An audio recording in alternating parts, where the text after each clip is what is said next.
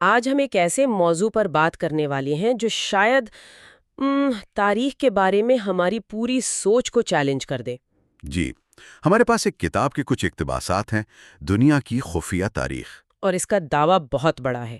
یہ کہتی ہے کہ جسے ہم تاریخ سمجھتے ہیں وہ یا تو ادھوری ہے یا پھر جان بوجھ کر بدلی گئی ہے۔ بالکل، اور یہ صرف اہرام یا گمشدہ شہروں کی بات نہیں ہے۔ کتاب کا اصل نقطہ یہ ہے کہ قدیم تہذیبوں کے پاس کوئی ایسی ٹیکنالوجی تھی، کوئی ایسا علم تھا، جسے آج کی سائنس بھی پوری طرح نہیں سمجھ سکی ہے۔ تو آج ہم یہی کھوج لگائیں گے، دیکھیں گے کہ کتاب کیا ثبوت دیتی ہے، تاریخ کی بنیاد پر کیا سوال اٹھاتی ہے، اور سب سے بڑا سوال کہ اگر یہ سب سچ ہے تو اسے چھپایا کیوں جا رہا ہے۔ چلیں شروع کرتے ہیں۔ تو کتاب کی شروعات ہی ایک بڑے دلچسپ نقطے سے ہوتی ہے۔ وہ کہتی ہے کہ تاریخ خود ایک مذہب بن گئی ہے۔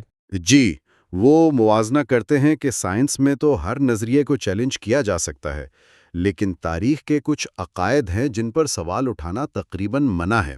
یہاں وہ میرچا ایلیاڈ کے ایک تصور کا ذکر کرتے ہیں، تاریخ کا خوف۔ تاریخ کا خوف؟ مطلب تاریخ پڑھنے سے ڈرنا؟ یہ کیا بات ہوئی؟ ایک طرح سے ہاں، دیکھیں جب ہم جدید نقطہ نظر سے تاریخ پڑھتے ہیں تو ہمیں کیا نظر آتا ہے؟ جنگیں، ناانصافی، تباہی۔ بالکل، ایک نہ ختم ہونے والا سلسلہ۔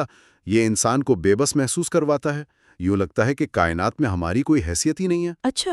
کتاب کہتی ہے کہ قدیم لوگ وقت کو ایسے نہیں دیکھتے تھے، ان کے لیے وقت ایک دائرہ تھا، سائیکلیکل۔ یعنی ہر چیز خود کو دہراتی ہے۔ جی، بڑی سے بڑی تباہی کے بعد بھی انہیں یقین ہوتا تھا کہ ایک نیا دور آئے گا، ایک نئی شروعات ہوگی۔ اچھا، تو ان کے لیے ہر خاتمہ ایک نئی شروعات کا اشارہ تھا، جبکہ ہمارے لیے تاریخ سیدھی لکیر ہے جو بس ایک فائنل انجام کی طرف جاری ہے۔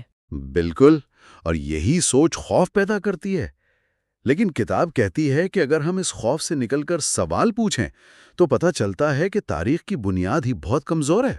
جیسے کہ؟ خاص طور پر تاریخوں کا تعین کرنے کے طریقے، یعنی ریڈیو میٹرک ڈیٹنگ۔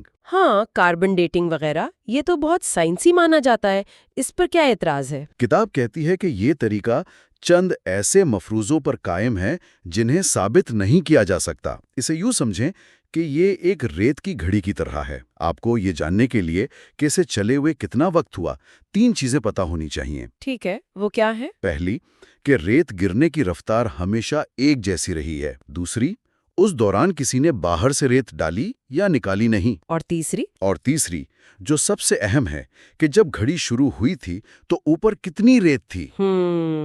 کتاب کا دعویٰ ہے کہ قدیم نمونوں کے معاملے میں ہم ان میں سے کسی بھی بات پر 100% یقین نہیں کر سکتے۔ واہ، یعنی اگر ہماری ٹائم لائن ہی مشکوک ہے تو پھر تو پوری تاریخ کی تصویر ہی بدل سکتی ہے۔ کچھ ثبوت تو واقعی ذہن گھما دیتے ہیں۔ مثال کے طور پر؟ شیشہ بنی دیواریں، وٹریفائڈ فورٹس۔ یہ کیا ہیں؟ اسکاٹ لینڈ، بھارت، ترکی، کئی جگہوں پر قدیم قلعوں کی پتھر کی دیواریں پگھل کر شیشے کی طرح جڑی ہوئی ہیں۔ ایک منٹ، پتھر پگھل کر شیشہ بن کیا؟ اس کے لیے تو بہت شدید گرمی چاہیے ہوگی۔ تقریباً 1100 ڈگری سیلسیس، جو عام آگ سے پیدا نہیں ہو سکتی۔ تو پھر کیسے؟ کتاب اس کی کیا وضاحت پیش کرتی ہے؟ کتاب ایک بہت ہی متنازع امکان کی طرف اشارہ کرتی ہے۔ کیا یہ کسی قسم کے ایٹمی ہتھیار یا توانائی کے ہتھیار کا نتیجہ ہو سکتا ہے؟ ایٹمی ہتھیار قدیم دور میں؟ یہ تو کسی سائنس فکشن فلم جیسا لگ رہا ہے۔ ظاہر ہے ماہرین آثار قدیمہ اسے نہیں مانتے، لیکن وہ اس کی کوئی اور تسلی بخش وضاحت بھی نہیں دے پاتے۔ ٹھیک ہے، اور کیا ثبوت ہے؟ ایک اور بہت بڑی گتھی ہے کرومیگنن انسان کا اچانک ظہور۔ یعنی جدید انسان؟ جی، جو ہمارے جیسے تھے، وہ 40,000 سال پہلے یورپ میں اچانک نمودار ہوئے، اور ان کے پاس پہلے دن سے ہی ایک بہت پیچیدہ ثقافت تھی۔ مطلب وہ ہڈیوں سے سوئیاں بناتے تھے، مچھلی کے کانٹے، میوزک کے آلات، ان کی غاروں کی پینٹنگز آرٹ کے شاہکار ہیں۔ مسئلہ یہ ہے کہ ان کی ٹیکنالوجی میں بتدریج ترقی کا کوئی ثبوت ہی نہیں ملتا۔ یعنی ارتقاء کی کوئی کڑی ہی غائب ہے۔ ایسا لگتا ہے جیسے وہ کہیں اور سے پوری تیاری کے ساتھ آ گئے ہوں۔ بالکل، اور پھر وہ قدیم نقشے ہیں۔ ہاں، پیری ریس کا نقشہ، میں نے سنا ہے اس کے بارے میں۔ جی، 1513 کا نقشہ، وہ انٹارکٹیکا کے ساحل کو دکھاتا ہے، لیکن بغیر برف کے۔ لیکن انٹارکٹیکا پر تو لاکھوں سال سے برف جمی ہوئی ہے۔ یہی تو سوال ہے۔ تو 1513 میں کسی نے اسے بغیر برف کے کیسے دیکھا؟ کتاب کہتی ہے کہ اس کی واحد وضاحت یہ ہے کہ پیری ریس نے یہ نقشہ کسی بہت ہی پرانے ماخذ سے نقل کیا تھا، کسی ایسی تہذیب کے بنائے ہوئے نقشے سے جس نے انٹارکٹیکا کو اس وقت دیکھا تھا جب وہاں برف نہیں تھی۔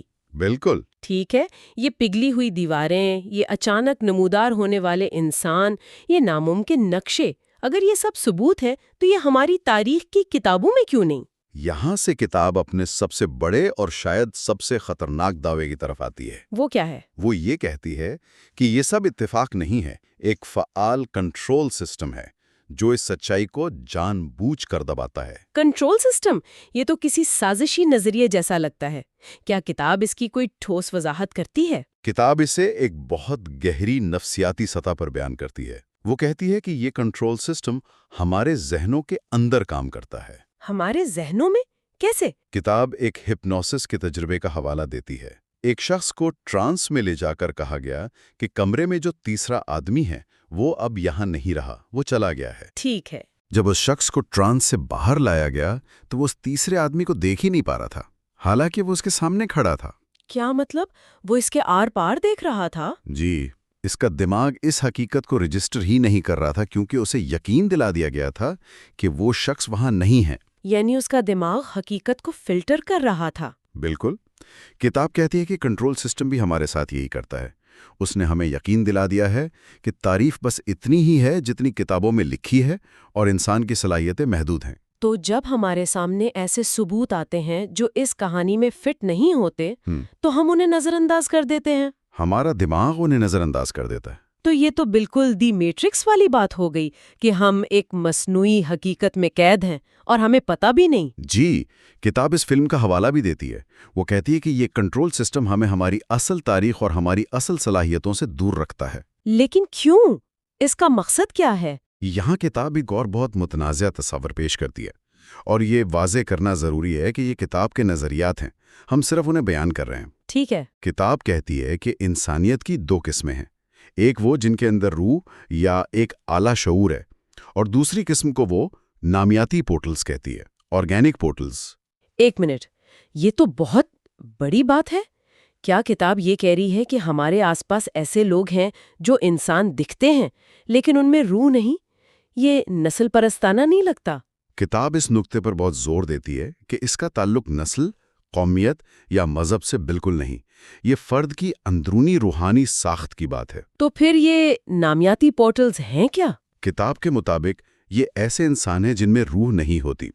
وہ ذہین ہو سکتے ہیں، کامیاب ہو سکتے ہیں، لیکن ان میں وہ اندرونی چنگاری نہیں ہوتی جو سچائی یا روحانیت کی تلاش کرواتی ہے۔ وہ روح والے انسانوں کے جذبات کی بہترین نقل کرتے ہیں پر خود محسوس نہیں کرتے۔ اور یہ کنٹرول سسٹم کا حصہ ہے؟ ایک غیر شعوری حصہ جو معاشرے کو ایک مادی اور بیروح سمت میں رکھتے ہیں۔ یہ تو بہت ہی پریشان کن خیال ہے۔ اگر ایسا ہے تو پھر کوئی شخص سچائی کی تلاش کیسے کرے؟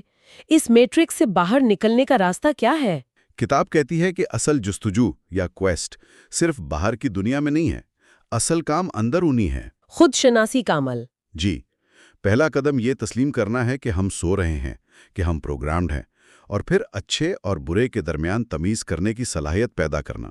یعنی یہ صرف تاریخ کو سمجھنا نہیں بلکہ اپنے آپ کو بدلنا ہے۔ ہاں، اور کتاب کے مطابق یہ راستہ آسان نہیں ہے۔ اس میں شعوری تکلیف شامل ہے، کانشیس سفرنگ۔ شعوری تکلیف؟ یہ کیسا تصور ہے؟ تکلیف تو تکلیف ہوتی ہے، اس میں شعور کا کیا کام؟ دیکھیں، عام طور پر جب ہمیں غصہ، حسد یا خوف محسوس ہوتا ہے تو ہم یا تو اسے باہر نکال دیتے ہیں یا دبا دیتے ہیں۔ صحیح۔ شعوری تکلیف کا مطلب ہے کہ آپ ان منفی کیفیات کا سامنا کریں، انہیں پوری طرح محسوس کریں، لیکن ان کے بہاؤ میں نہ بہیں، ان کا مشاہدہ کریں۔ اور اس سے کیا ہوگا؟ کتاب کہتی ہے کہ یہ وہ آگ ہے جو ہمارے اندر کے درجنوں چھوٹے چھوٹے میں کو پگھلا کر ایک متحد اور حقیقی شعور کو جنم دیتی ہے۔ تو گویا اپنی کمزوریوں کا سامنا کرنا ہی اصل طاقت ہے۔ یہ تو ایک طرح کی اندرونی کیمیاگری ہوئی۔ آپ نے بالکل صحیح لفظ استعمال کیا۔ کتاب کا آخری اور سب سے گہرا نقطہ کیمیاگری یعنی الکیمی کے بارے میں ہی ہے۔ لیکن یہ وہ سیسے کو سونا بنانے والی کیمیاگری تو نہیں ہوگی؟ بالکل نہیں۔ کتاب ایک پرانے کیمیاگری کے متن کا حوالہ دیتی ہے جو کہتا ہے کہ حقیقی کیمیاگری کا عمل ایک ہی وقت میں 4 جہانوں میں ہوتا ہے۔ 4 جہانوں میں؟ یہ تو بہت پیچیدہ لگ رہا ہے۔ آسان لفظوں میں اس کا کیا مطلب ہے؟ اس کا مطلب یہ ہے کہ جب آپ سچائی کی کھوج کے اس راستے پر چلتے ہیں تو آپ صرف معلومات حاصل نہیں کر رہے۔ یہ عمل بے وقت آپ کی روح کو بدلتا ہے، آپ کے شعور کو بدلتا ہے، اور شاید آپ کے جسم اور آپ کے ڈی این اے تک کو بھی بدلتا ہے۔ یہ ایک مکمل تبدیلی ہے۔ ماضی کے واقعات کا مجموعہ نہیں ہے، یہ ایک زندہ حقیقت ہے جو ہمارے حال اور مستقبل دونوں پر اثر انداز ہو رہی ہے۔ بالکل، اور یہاں ہم سننے والوں کے لیے ایک آخری سوچ چھوڑ جاتے ہیں، جو اس کتاب کا مرکزی پیغام ہے۔